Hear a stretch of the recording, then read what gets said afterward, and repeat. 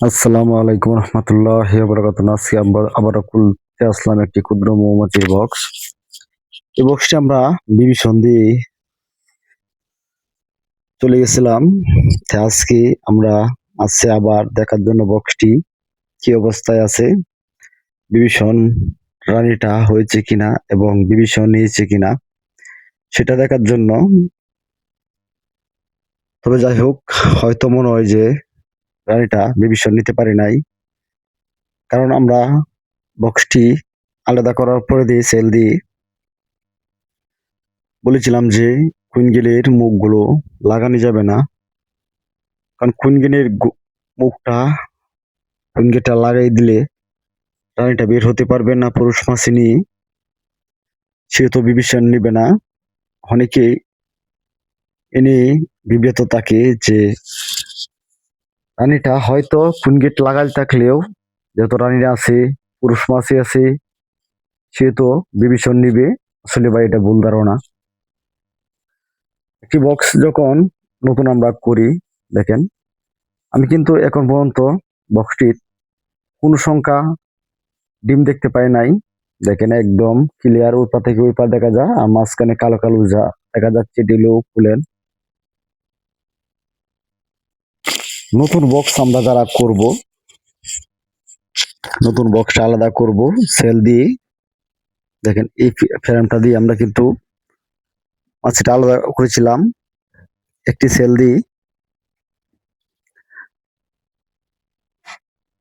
তারপরে দিয়ে আমি বলেছিলাম যে কুইন গেটটা অবশ্যই 2 থেকে 3 দিনের ভিতরে খুলে দিতে হবে।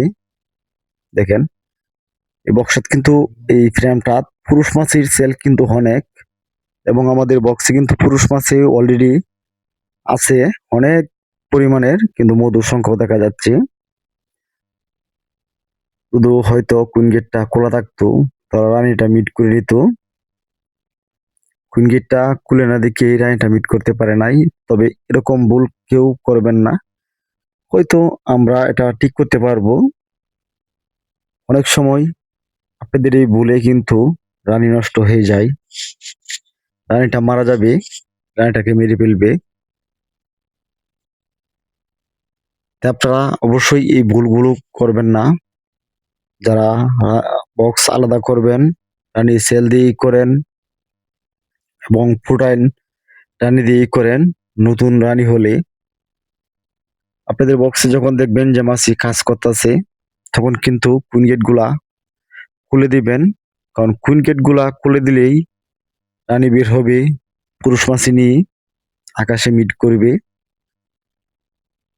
তারপরে দিত আপনার বক্সে নতুন ডিম পাড়া শুরু করবে, আপনার বক্স আস্তে আস্তে বড় হওয়া শুরু করবে।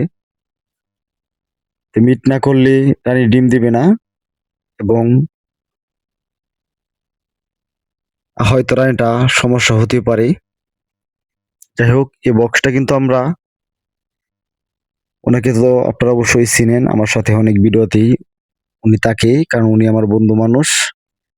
আমরা 3 বন্ধুই বক্স গুলা করি।